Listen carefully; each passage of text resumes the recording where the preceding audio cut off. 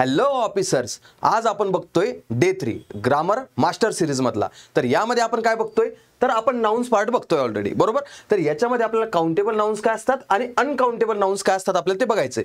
तर यामध्ये बघा, काउंटेबल नाउन्स म्हणजे काय होतं, तर ज्याला आपण काउंट करू शकतो।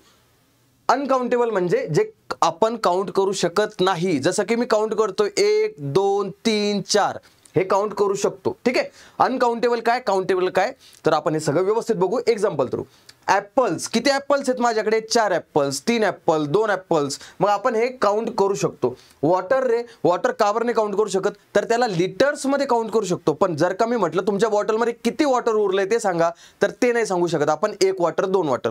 तसंच इन्फॉर्मेशन, 1 इन्फॉर्मेशन 2 इन्फॉर्मेशन असं सांगू शकत नाही। ऑल पीसेस ऑफ इन्फॉर्मेशन त्याला असं प्लुरल फॉर्म मध्ये करू शकतो, पण त्यासाठी एक्स्ट्रा वर्ड्स मी ऍड केलेत, बरोबर।